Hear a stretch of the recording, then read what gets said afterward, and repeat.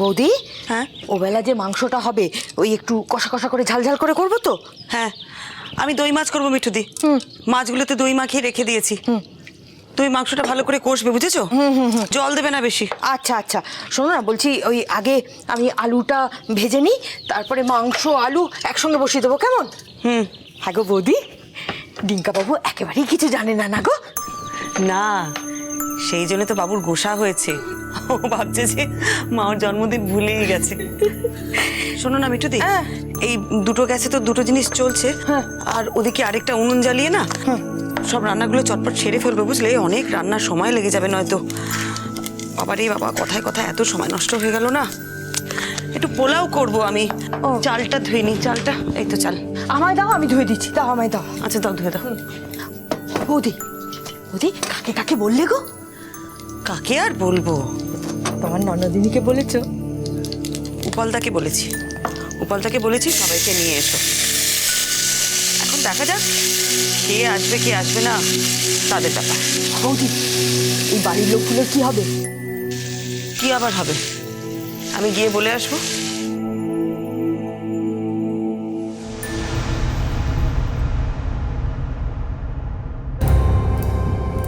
রান্নাঘরটা এইভাবে আটকে রাখলে অন্যরা কি না খেয়ে থাকবে? হ্যাঁ, আজ রাতে কারো রান্না করার দরকার হবে না। কেন? আজ রাতে কি তোমার জন্মদিন? বাবা, আজকাল বেশ ঘটা করে জন্মদিন পালন করছো। হ্যাঁ, আমার জন্মদিন এখন নয়, আমার জন্মদিন দেরি আছে। তুমি আমার জন্মদিনটা ভুলে গেলে কি করে জুন? মনে নেই আমার জন্মদিনের দিন তোমার প্রমোশন হয়েছিল, এই বাড়িতে কেক এসেছিল, কত ধুমধাম হয়েছিল, ভুলে গেছো? আর আমি কি সেরকম কপাল করে এসেছি যে পরের স্বামী আমার জন্মদিন পালন করবে, তাও আবার বাইরে হোটেলে নিয়ে গিয়ে?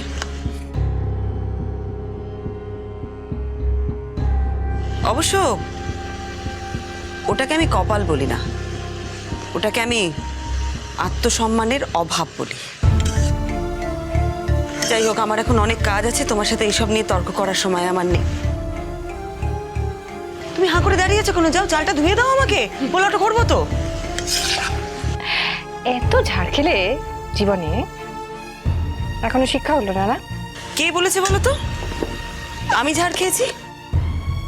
ঝাড়টা যে কে খেয়েছে সেটা তুমি এখনো বুঝতে পারছো না? তুমি এখনো না বুঝে থাকো তাহলে আর বাকি জীবনে সেটা বুঝতে পারবে না। তবে না বোঝা একদিক থেকে ভালো, জানো তো? মাসি, বলছিলাম কি যে আজকে মনে হচ্ছে যে রান্নাঘরটা ফাঁকা পাওয়া যাবে না।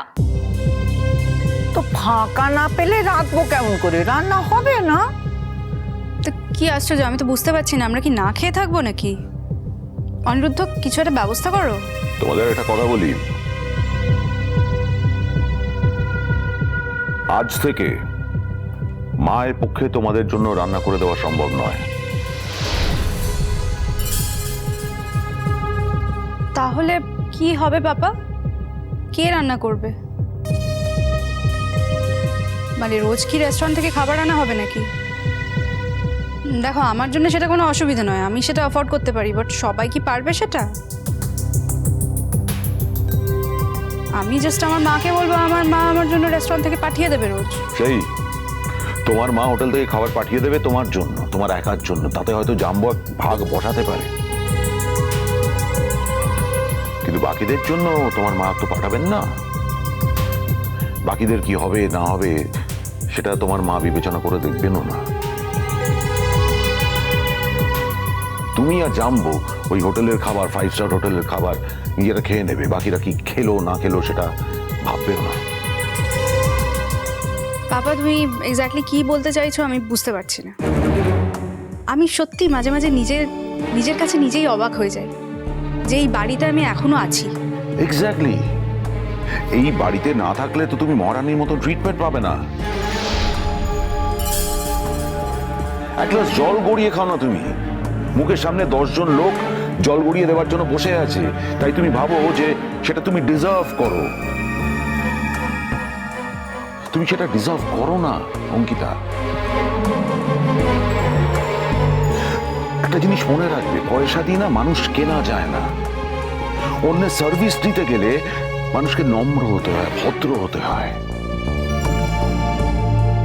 আর বুঝতে হয় যে আমি এটা পারি না, সেটা অ্যাকসেপ্ট করে নিতে হয়। কিন্তু তুমি মনে করো এটা তোমার অধিকার, সেটা তোমার অধিকার নয়, সেটা তুমি বোঝার চেষ্টা করো না। এতদিন সিচুয়েশনটা অন্যরকম ছিল। ওই একটা মানুষ তোমাদের সকলের দায়িত্ব একা সামলেছে, একা। এখন সিচুয়েশনটা পাল্টে গেছে। আমি হয়তো আমার চাকরিটা ফিরে পাবো, সেটাও কিন্তু তোমার আন্টির দয়ায়।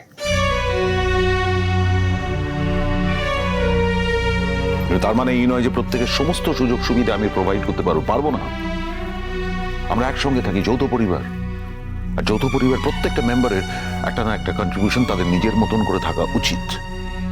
হ্যাঁ, তোমাদের খাওয়ানোর দায়িত্ব আমার। যতদিন তোমরা এখানে থাকবে তোমাদের খাওয়ার অভাব হবে না।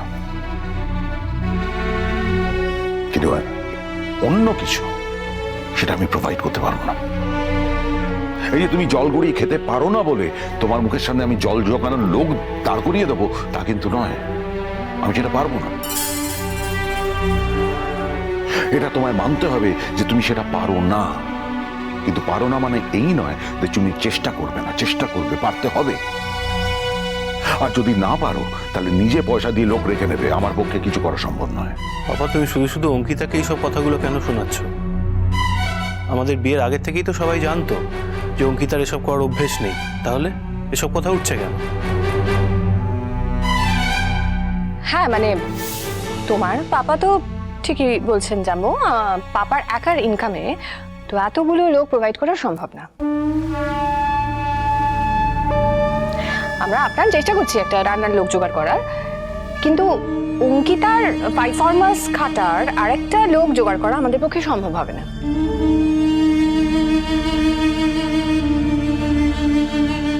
তো সেক্ষেত্রে তোমার পাপা ঠিকই বলেছেন, অঙ্কিতার জন্য যদি আরেকটা লোক দরকার হয় তাহলে অঙ্কিতাকে সেটা নিজেই অ্যারেঞ্জ করতে হবে। বৌদি, শুনতে পাচ্ছো? ওদিকে তো ঝামেলা লেগে গেছে। তুমি চুপ করো, যাও কাজ করো, যাও। বলি যতটা যতটা পাচ্ছি ততটাই করছি। এতগুলো বছর ধরে কিচ্ছু কাজ করিনি কো, অভ্যেসটা নষ্ট হয়ে গেছে। তাছাড়া আমার তো বয়সও হচ্ছে না, আমি আর পাচ্ছি না কো। তুমি আর কিছু করবেও না, আমি তোমায় বলে দিচ্ছি। অঙ্কিতা যদি তোমার কাছ থেকে জল চায় সেটা তুমি দেবে না। ইভেন আমি যদি কিছু চাই সেটা তুমি দেবে না। ওর মা ওকে শিক্ষা দেয়নি বলে আমরা সেই শিক্ষাটা ওকে দেব না, তা তো হতে পারে না। বাবা, তুমি সব কথায় আমার মা আর বাপিকে কেন ইনভলভ করো একটু বলবে? আমি তোমার বাবাকে নিয়ে কোনো কথা বলি না। তিনি অত্যন্ত সজ্জন মানুষ। তোমার ব্যবহারটা যেন উনি মেনে নিতে পারেন না সেটা বারবার বুঝিয়ে দিয়েছেন, আমি বুঝতে পেরেছি। আমি কথা বলি তোমার মাকে নিয়ে, কারণ তোমার মায়ের ওই শিক্ষার প্রভাবটা না আমাদের বাড়িতে এসে পড়েছে, আমাদের বাড়ির পরিবেশ নষ্ট করেছে। ও, এই বাড়ির পরিবেশ কি নষ্ট হওয়ার আর কিছু বাকি আছে? মানে পুরো সোসাইটি জানে এই বাড়ির কি অবস্থা, এই বাড়িটা কেমন। আমি তো রীতিমতো লজ্জা পাই লোকের কাছে বলতে যে এটা আমার শ্বশুর বাড়ি। ঠিক ঠিক বলেছো তুমি।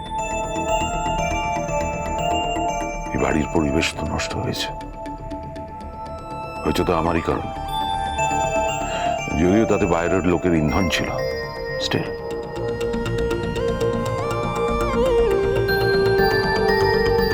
বাইরের মানুষ বলতে তুমি এক্স্যাক্টলি কাকে বলতে চাইছো? আমি কোনো ব্যাখ্যায় যেতে চাইছি না। যা হয়েছে হয়েছে। এই বাড়ির পরিবেশ ফার্দার নষ্ট হোক সেটা আমি চাইছি না। তাই আমি ফাইনাল জ্বালিয়ে দিলাম, যতদিন না রান্নার লোক পাওয়া যাচ্ছে, আমার মা নয়, তোমরা দুজন রান্না করে গিয়ে রান্না করবে। অঙ্কিতা করলে আমিও রান্না করবো, I can do that. But এরম যদি হয় যে আমি একা একা রান্না করছি আর অঙ্কিতা পায়ের উপর পা তুলে বসে আছে, সেটা কিন্তু আমি কখনো অ্যালাউ করব না। শ্রী